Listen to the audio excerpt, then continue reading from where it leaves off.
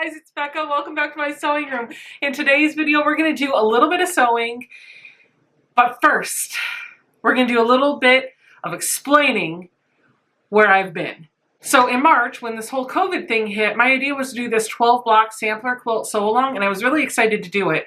My initial thought was, oh, well, we're going to be stuck at home. There's not a lot that we're going to be able to do because everything's going to be canceled, so I'll be able to do 2 or 3 blocks a week. In the beginning, that was true, but as the world adjusted to kind of the stay-at-home orders and safer-at-home orders and all that other stuff, schedules had a way of getting a little hectic. Plus, more importantly, and the real reason why I've had a hard time recording video, we took on a project in our basement. So if you take a look at the floor behind me, it's this beautiful carpet tile that we got from Home Depot. This has been on our bucket list to do for a long time. If you go back and look at some of the videos, even just from like February of 2020, the floor behind me was not so good. It really needed a lot of help. But we got the carpet tiles and we laid them down. Unfortunately, what that meant is my entire sewing room was in a complete shambles.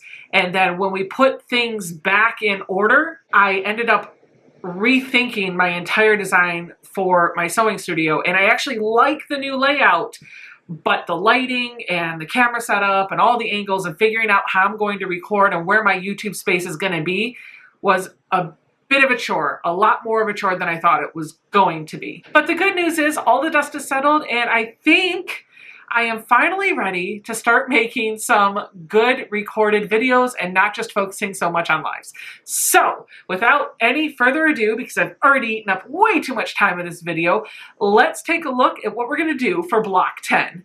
All of the blocks in this quilt are actually pulled from this book called the Quick and Easy Block Tool, and I do have a limited supply of these books in my Etsy store. If you want to pick up one of these, feel free to hop over to the Etsy store, put your order in. I do try to ship same day, so you should hopefully have it in your hands relatively soon. I know we're on block 10 of a 12 block series, so you might be thinking to yourself, why do I really need that book? Well, the truth is you don't, because I'm going to teach you how to make the block with or without the book. You don't need the book.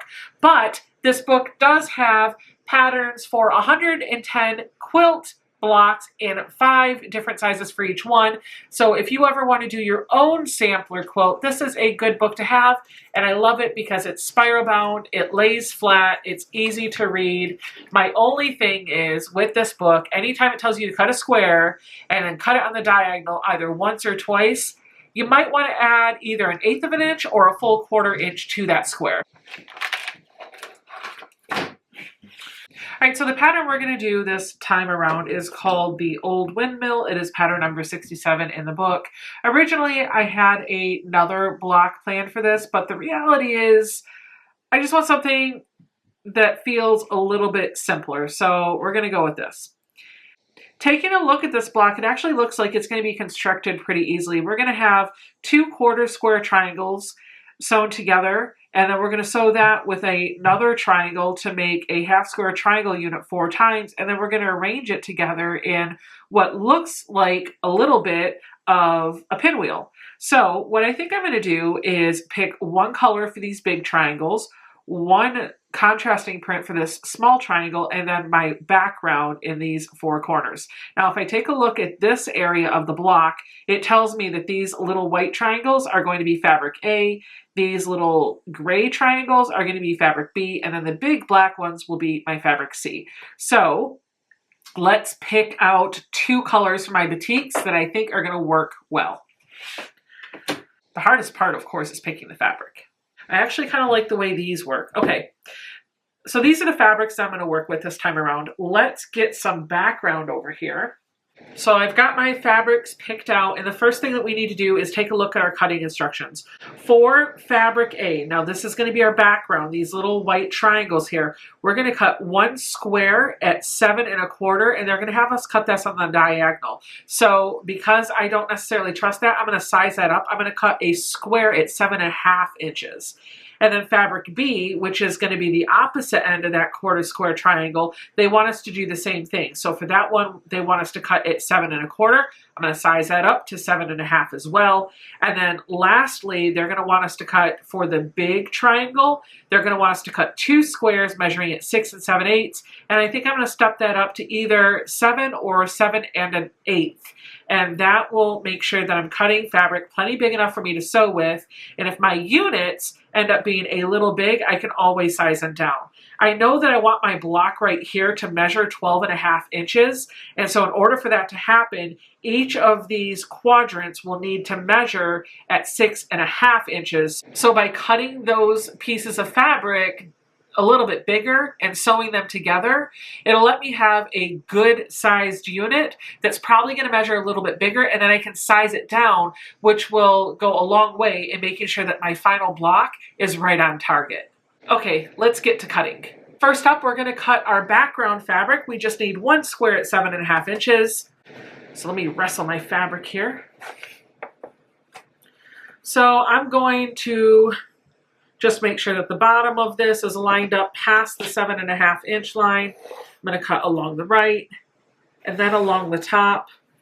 And this is grossly bigger than what it needs to be, but that's okay. I just want to get a piece of fabric out that is large enough to work with. All right, so here's our square that's much bigger than 7.5 inches, and we're just going to square it up. So I'm going to make sure that I have fabric extending past the 7.5 inch line, both on the side and the bottom. And then I'm going to clean up the right edge and along the top. And of course, if you are left-handed, because I am right-handed, you're just going to want to do this in reverse. I have a Martelli rotating cutting mat, and so that just makes it really easy for me to kind of cut. I can always cut on the side instead of trying to do across the top or towards me, which is extremely dangerous. And because I'm using a Creative Grids squaring ruler, I have numbers that I can use any way this is pointing. So I'm just going to slide my ruler down. I don't have to flip it around if I don't want to. I'm going to find the 7.5 inch mark down here and make sure that that is right on the corner of the fabric, and I'm going to clean up the right side, spin, and clean up the right side. Now I have some scraps. There is our square, 7.5 inches, and the book said it wanted us to cut that on the diagonal twice. So I'm going to line up my ruler in both corners here, and I'm actually going to take just a second to make sure that my 45-degree line on my ruler is along one of those cut edges on the fabric, and make sure that I am still corner to corner. That's just going to make sure that I am really cutting this at 45 degrees. So there's one, and because I have a rotating cutting mat, I can just move this around without disturbing the fabric, which makes for better cuts. There we go. Here are my 4 triangles for my background. Now we're going to do the same thing with one of our prints, and since this is on top, we're just going to go with this one. We're going to cut a 7.5 inch square out of this fabric. That should be a good 7.5 inch square.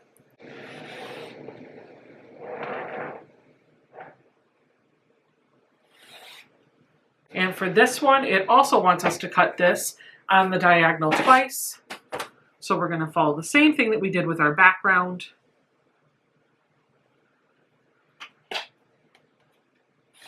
One cut. And 2. Then finally, we're going to cut our big triangles. It wants us to cut 2 at 6 7/8, but like I said, I don't necessarily trust that, so I'm going to step it up. I actually think I'm going to cut this at 7 1/8. That gives me a full 1/4 inch to play with in case my seam allowance is not laying exactly nicely. Perfect. So before I do my diagonal cut, I'm just going to take a second to make sure that this is a good, perfect square. Don't want to cut anything on the 45 degree if it is not perfectly squared. Clean up the right. Clean up the right. Now I'll clean up that scrap and try to get that 7 1/8 mark along both sides there. I'll clean up the right and clean up the right. Perfect.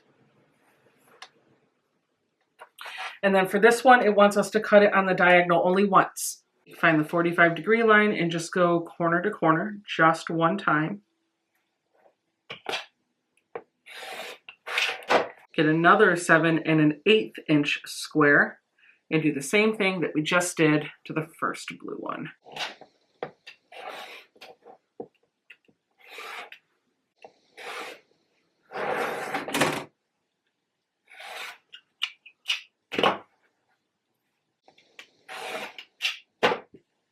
Now that all of our fabric is cut, this is what you should have.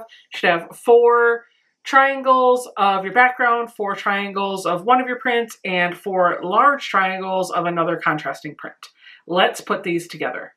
So now that we have all of our fabrics cut, I have taken my background triangles and my print triangles, the small ones, and I've paired them up so that I have 4 sets. And we're gonna sew, but this is the tricky part. Putting this together is all going to be about which side we sew on. You can see if I move the other ones out of the way and show you here, if I sew this unit along this edge, I'm going to end up with what's known as a half square triangle. It's going to be a square made up of 2 triangles. I don't want that. I want something that looks like it should be half of a square. So I need to sew along one of the shorter edges so that when I open this up, you can see I have what is going to make basically half of a square. I need to fill in the other area here, and that's where this bigger triangle is going to come in. If I sew this together correctly, this long edge will be able to sew onto this long edge, and they will go together to make a square, and then we'll have 4 squares to put together for our block. It doesn't matter whether I sew on this side or this side, it just matters that I'm consistent. Okay, so here's your tip. When you take this to the machine and sew it, let me angle this so that it looks like you are about ready to sew it. You're going to organize it so that the long edge is going diagonally in front of you, and you're going to sew right along this edge here. You're going to want to make sure that you do the same thing for all of your pairs. So if you sew it with the background on top and you have the long cut coming down to your lower left, you need to do that with all 4 of them so that you have 4 pieces that look exactly the same. Let's go sew and get this knocked out.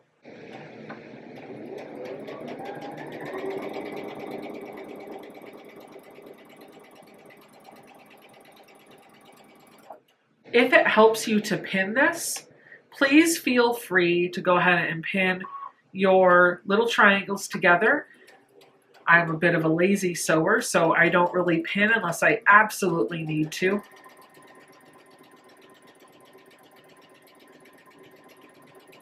Which is really kind of sad because if I took the time to clip or pin, I would probably have much better points. But let's face it, I'm trying to make quilts that people use. I'm not making quilts that are going in a quilt show, so I don't care.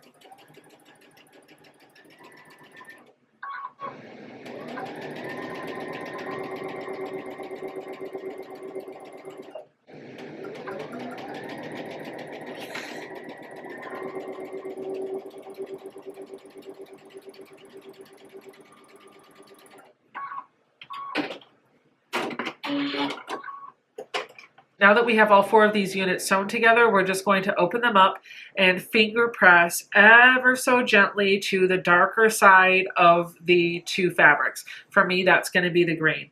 I'm not going to bother worrying about using a hot iron on this just yet. I'm just going to finger press it with my fingers. Once I have all 4 of my units, they should look something like this. You should have a triangle with a print on one side and a background on the other. Now it'll be time to take this and this and match them up. So I've got the bigger triangle and then the other triangle that I just made, and they should be approximately the same size. Let's match them up, and I'm going to show you the trick that I'm going to use to make sure I get a unit that can be squared up nicely. I'm going to take my larger triangle that I've not pieced, I just cut this way. I'm going to take the triangle that I just pieced and I'm going to lay it on top of it. And I'm going to take a couple of minutes just to make sure that the raw edges along here are nice and lined up, and the point here in the middle are lined up as well. I'm not going to worry too much about the points off to the side because those are probably going to be trimmed off when I'm all done with this. But this point is going to make sure that my square is pretty close, and then up here it's going to make sure that I'm sized right. So I'm going to do that 4 times. If you're trying to get the fabric to lay in place, you're trying to convince it to go where it needs to go, just scratching your fingers along the fibers of the fabric goes a long way. Anything more than just your fingernails scraping the fabric could risk distorting this, especially since you're working with some bias edges. All right, so here are our 4 units. Now what we're going to do is take these over to the machine, and we're going to sew along this long edge on all 4 of them. This is going to make 4 pretty large squares. They should hopefully come out a little bit bigger than 6.5 inches. And so when we're done sewing these together, we're going to have to size them down to 6.5 inches. The most important thing when I'm sewing this is just to make sure that I'm letting the feed dogs pull this fabric in, and that I'm not pushing or pulling. I'm just leaving a very, very light touch on top of my fabric, only to steer it. I'm not doing any of the work pushing the fabric into the machine at all. I'm just guiding it so that it goes in straight and I have a nice straight seam.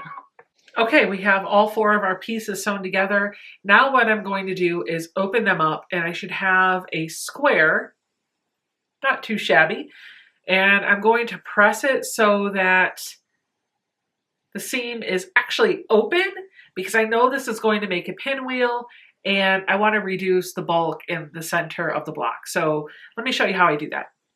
I lay down the unit in front of me, and I just first kind of gently run my fingertip along the side. That's the same thing as finger pressing, but it's not using my fingernail to really crease it. Then I'm going to flip it over, and I'm just going to take my finger and kind of pry this seam open and run my finger along it. Now they do have different tools that you can use to do this. You can use a pressing stick to lay this on and set the seam with your iron. There are also little seam rollers that you can run along here, but honestly, I know I'm going to have to heat press this with my iron anyway. To get this to lay so that it'll cooperate with the iron, I find my fingernail works just as well as anything. Now we're just going to do that for each of the blocks. The reason why I actually do just a really quick finger or fingertip press on the other side is because then I feel like the seam is starting to lay in the direction it wants to go. At least only one of the fabrics has to be convinced to not lay in that direction instead of both of them kind of going either way. My daughter is 9 years old. She has the heaviest foot. When she walks upstairs, it sounds like she's stomping from room to room.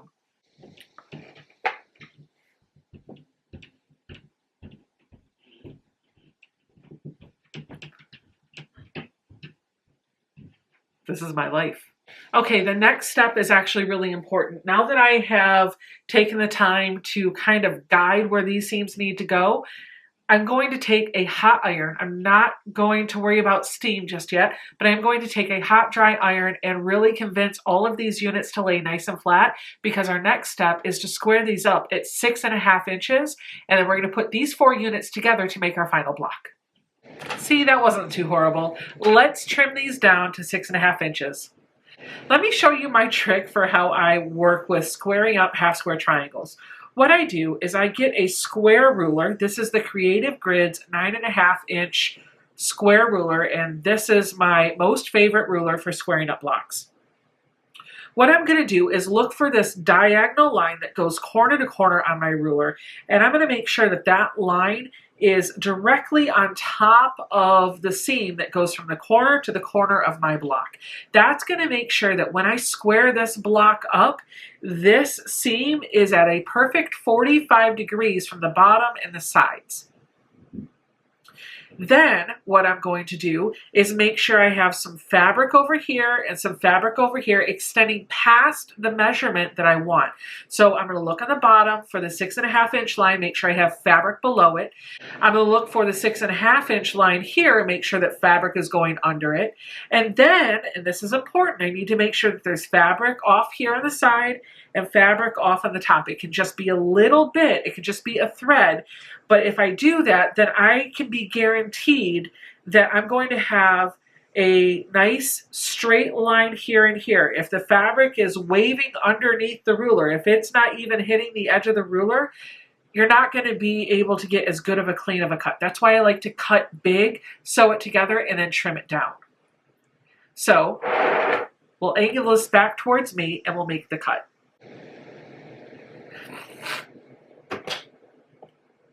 Clean up the right side, turn it. Now clean up what was the top. We have 2 pieces to throw away.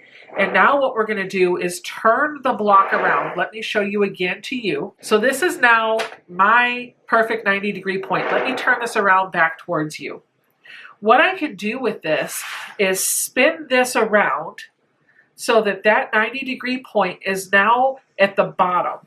And when I take my ruler and find the 6.5 inch mark, now what I'm going to do is make sure that one, my 45 degree line is still on top of that seam, and the 6.5 inch line is on the edge of the fabric or directly next to it, and it is on the edge of the fabric down here or directly next to it, and I should have some fabric along the side and top for me to cut.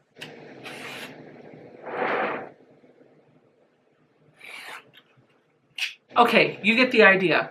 Do this 3 more times. The beauty of this block really comes out in how we orient all of these squares that we just made. So let's take a look at what we're going to do. We're going to take one of our units and orient it so that we have kind of this 45 degree line going from us to our upper left. And then we're just going to set it up so that the next one next to it has the long edge of our print touching that blue.